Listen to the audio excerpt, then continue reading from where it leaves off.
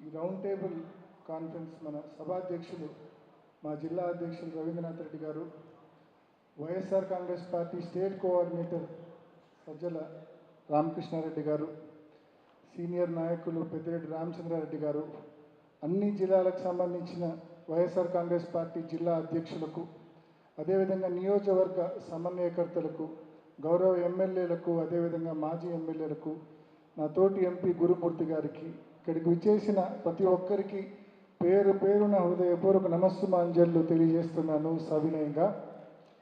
ముఖ్యంగా క్లుప్తంగా 5 నిమిషాలు మాత్రమే మాట్లాడతాను.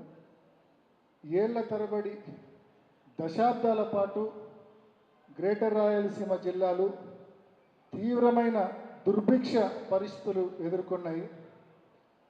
2004లో మనందరి ప్రియతమ నాయకుడు, సీమ గుండె నుంచి ఉద్భవించిన మహానాయకుడు డాక్టర్ వైఎస్ రాజశేఖర రెడ్డి గారు ముఖ్యమంత్రి అయిన తర్వాత 2004 సంవత్సరంలో ఆయన శంకుస్థాపనలకు మాత్రమే అప్పట్లో గతంలో పరిమితమైనటువంటి హంద్రీ నీవా సుజల స్రవంతి కావచ్చు, గాలేరు నగరి సుజల స్రవంతి కావచ్చు, అదేవిధంగా వెలుగొండ ప్రాజెక్టు, ప్రకాశం జిల్లాకు సంబంధించిన వెలుగొండ ప్రాజెక్టు కావచ్చు, ఇవన్నీ కూడా శరవేగంగా పనులు ముందుకు తీసుకెళ్లి పూర్తి చేసే కార్యక్రమం దివంగత ముఖ్యమంత్రి డాక్టర్ వైఎస్ రాజశేఖర రెడ్డి గారు చేశారు.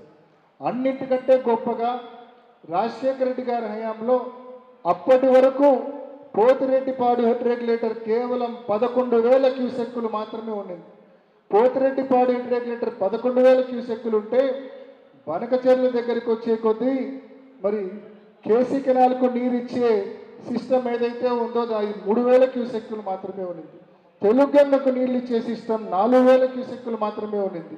గాలేరు నగరి సుజల స్రవంతికి నీళ్ళు ఇచ్చే సిస్టమ్ కూడా 3,000 క్యూసెక్కులు మాత్రమే ఉండింది. మరి ఇటువంటి ఈ పరిస్థితుల్లో రాజశేఖర రెడ్డి గారు ముఖ్యమంత్రి అయినాక పోతిరెడ్డిపాడు రెగ్యులేటర్ను 11,000 నుంచి 44,000 క్యూసెక్కులకు ఆయన పెంచడం జరిగింది. అదేవిధంగా బనకచెర్ల కాంప్లెక్స్ నుంచి మరి కేసీ కెనాల్కు నీరిచ్చే కాలువ ఏదైతే నిప్పుల వాగు ద్వారా కేసీ కెనాల్కు నీరు ఇస్తామో దాన్ని 11,000 చేశారు.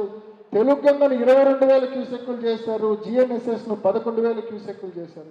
అలా చేశారు కాబట్టి అంతో ఇంతో రాజశేఖర రెడ్డి గారి హయాం నుంచి మనము నీళ్లు చూసాము. మన ప్రాంతంలో వ్యవసాయము, హార్టికల్చరు అభివృద్ధి చెందిందంటే రాజశేఖర రెడ్డి గారు చేపట్టిన ఈ ప్రాజెక్టుల వల్లనే అని ధైర్యంగా మరి తెలియజేస్తా ఉన్నాం. అదేవిధంగా రాజశేఖర రెడ్డి గారి మరణం, అదేవిధంగా రాష్ట్రం విడిపోవడం, ఈ రెండు జరిగిన తర్వాత మళ్ళా మనకు కష్టాలు మొదలైనాయి.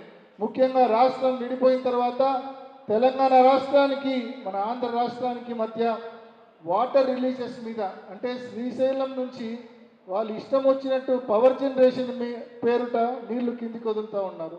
మరోవైపు ఎత్తిపోతల పథకాల పేరుతో మరి రోజుకు 6 నుంచి 8 టీఎంసీల నీళ్లు డ్రా చేసే పరిస్థితి, లెఫ్ట్ సైడ్ నుంచి తెలంగాణ ప్రభుత్వం నీరు డ్రా చేసే పరిస్థితి ఉంది, నీరు ఎత్తిపోసే పరిస్థితి ఉంది.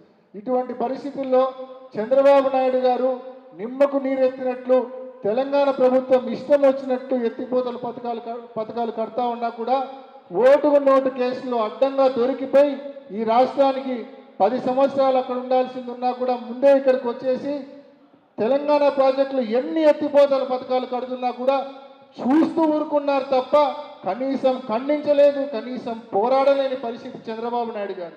మరి జగన్మోహన్ రెడ్డి గారు ముఖ్యమంత్రి అయిన తర్వాత ఈ మాదిరి శ్రీశైలంలో లెఫ్ట్ సైడ్ నుంచి తెలంగాణ ప్రభుత్వం ఇష్టం వచ్చినట్టు నీళ్లు ఎత్తిపోస్తే మన పరిస్థితి ఏమిటి, మన జిఎన్ఎస్ఎస్ను నమ్ముకున్న ప్రాజెక్టుల పరిస్థితి ఏమిటి, అదేవిధంగా కేసీ కెనాల్ రైతుల పరిస్థితి ఏమిటి, తెలుగొంగ కెనాల్ ఆయకట్టు రైతుల పరిస్థితి ఏమిటి, ఇవన్నీ ఆలోచించి మరి దీనికి విరుగుడుగా జగన్మోహన్ రెడ్డి గారు 2020లో రాయలసీమ ఎత్తిపోతల పథకాన్ని జగన్మోహన్ రెడ్డి గారు శంకుస్థాపన చేశారు.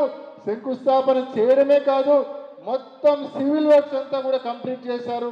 కేవలం మెకానికల్గా మోటార్ సెలెక్షన్ మాత్రమే పెండింగ్ ఉంది. ఆ పనులు పూర్తి చేస్తే మనకు హక్కుగా ఉన్న నీళ్లు, మన సిస్టమ్స్కు ఏదైతే హక్కుగా రావాల్సిన నీళ్లు మనం రాయలసీమ ఎత్తిపోతల పథకాల ద్వారా తీసుకునే అవకాశం ఉంటుంది. మనం రైతులకు మన నియోజకవర్గంలో ఉన్న రైతులకు ప్రజలకు ప్రధానంగా ఈ స్కీమ్ యొక్క ఆవశ్యకతను ముఖ్యంగా స్పష్టంగా తెలియజేయవలసిన అవసరం ఉంది. నిజంగా రాయలసీమ ఎత్తిపోతల పథకం కనుక లేకపోతే తీవ్రమైన కరువు వచ్చినప్పుడు వచ్చిన కొన్ని నీళ్లను తెలంగాణ ప్రభుత్వం ఎడమవైపు నుంచి ఎత్తిపోస్తూ పోతే 854 లెవెల్కు నీళ్లు రీచ్ కాకపోతే మన పరిస్థితి ఏమిటి?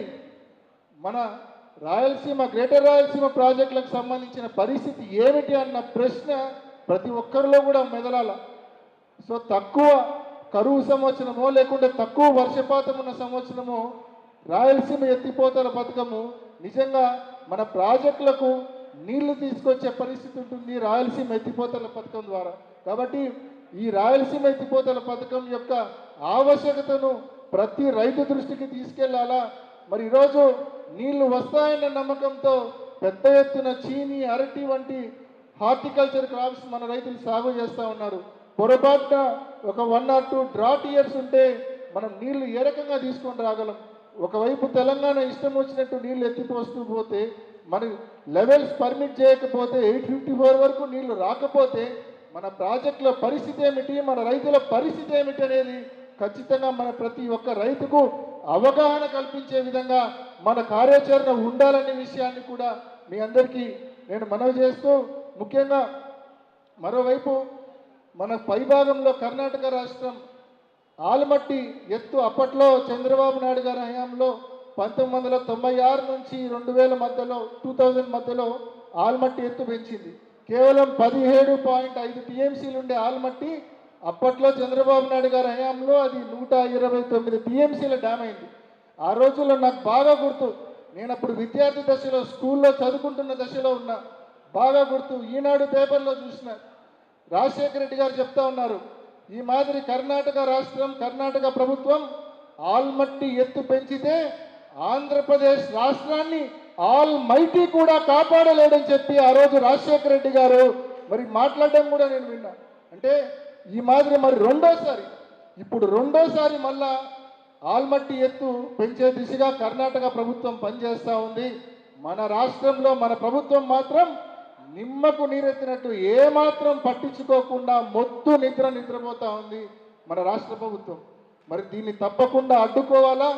రాయలసీమ లిఫ్ట్ మనం సాధించుకోవడం ఎంత అవసరమో మన పైనున్న రాష్ట్రం ఆల్మట్టి ఎత్తు పెంచకుండా ఆపడం కూడా అంతే అవసరమనే విషయాన్ని కూడా గుర్తించమని చెప్పి ప్రతి ఒక్కరిని మనవి చేస్తూ ఉన్నా. దీంతోపాటు ఈ మధ్యకాలంలో బడ్జెట్, కేంద్ర ప్రభుత్వం ప్రవేశపెట్టిన బడ్జెట్ ఏదైతే ఉందో ఆ బడ్జెట్లో ఒక ముఖ్యమైన అంశం మీ అందరి దృష్టికి తీసుకొస్తున్నా. పోలవరానికి సంబంధించి పోలవరం ఎత్తు 45.72 మీటర్లు, పోలవరం స్టోరేజ్ 194 టీఎంసీలు పోలవరం స్టోరేజ్. కానీ ఇవాళ మన రాష్ట్ర ప్రభుత్వం ఎందుకు కాంప్రమైజ్ అయిందో తెలియని పరిస్థితి. బడ్జెట్ ప్రసంగంలో చాలా స్పష్టంగా ఫైనాన్స్ మినిస్టర్ గారు చదివి వినిపించడం జరిగింది. ఏమని చదివి వినిపించారు? పోలవరం ఎత్తు ఎంతని చెప్పారు? 41.15 మీటర్లు మాత్రమేనంట. స్టోరేజ్ ఎంత? 194 కాదు, కేవలం 75 టీఎంసీలు మాత్రమేనంట. ఇంకా ఇప్పటి వరకు 18,000 కోట్ల రూపాయలు ఖర్చు చేశాం, ఇంకా ఖర్చు చేయాల్సింది కేవలం 12,000 కోట్ల రూపాయలు మాత్రమే అని చెప్పి కేంద్ర ప్రభుత్వం సాక్షాత్తు పార్లమెంట్లో బడ్జెట్ ప్రసంగంలో స్పష్టం చేయడం జరిగింది. అయినా కూడా పార్లమెంట్లో ఆ అంశం మీద మనం 2 సార్లు మాట్లాడినాం. అయినప్పటికీ ఈ ప్రభుత్వం దగ్గర కనీసం చలనం కూడా లేని పరిస్థితి. ఇవాళ పోలవరం ఎత్తు తగ్గిస్తే, పోలవరం యొక్క స్టోరేజ్ కెపాసిటీ తగ్గిస్తే నష్టపోయేది గోదావరి జిల్లాలు, కృష్ణా డెల్టా మాత్రమే కాదు, మనం కూడా నష్టపోతాం. పోలవరం నుంచి కృష్ణా డెల్టాకు నీళ్లు పుష్కలంగా తీసుకొస్తేనే కదా ఆ రిమైనింగ్ వాటర్ మనం ఇక్కడ శ్రీశైలం నుంచి వాడుకోగలం. ఎప్పుడైతే పోలవరం 75 టీఎంసీలు మాత్రమే స్టోరేజ్ కెపాసిటీ ఉంటే ఎప్పుడు నువ్వు 2 పంటలకు కృష్ణా డెల్టాకు నువ్వు ఎప్పుడు నీళ్ళు ఇస్తావు? ఆ లెఫ్ట్ ఓవర్ వాటర్ రాయలసీమ ప్రాంతము, గ్రేటర్ రాయలసీమ ప్రాంతము శ్రీశైలం నుంచి ఎప్పుడు వాడుకుంటుంది? కాబట్టి ఖచ్చితంగా పోలవరం ఏదైతే మరి 194 టీఎంసీలు 45.72 మీటర్స్ హైట్తో కట్టాలో ఆ హైట్తో కట్టడం అనేది రాష్ట్రంలో అన్ని ప్రాంతాల వారికి అవసరమైన విషయం అనే విషయాన్ని కూడా మనవి చేస్తూ తప్పకుండా ఈ అన్ని విషయాల్లో ప్రజలకు అవగాహన కల్పిస్తూ ప్రజల్ని చైతన్యవంతులను చేస్తూ ఇందాక మోహన్ అన్న చెప్పినట్టుగా గుండ్రేవలు కూడా కేసీఆర్ ఆయకట్ స్టెబిలైజేషన్కు తప్పకుండా మనం తీసుకొని వచ్చే పరిస్థితులు కూడా ఈ ప్రాజెక్టులన్నింటిపైన కూడా మనం ప్రజలను చైతన్యపరచాలా, ప్రజలను అవగాహన పరచాలా, ఆ దిశగా మన పార్టీ నిర్ణయించే కార్యాచరణ ఉండాలి అని చెప్పి మనస్ఫూర్తిగా కోరుకుంటూ ఈ సమావేశాన్ని విజయవంతం చేసిన ప్రతి ఒక్కరికి పేరు పేరున ధన్యవాదాలు తెలియజేస్తున్నా.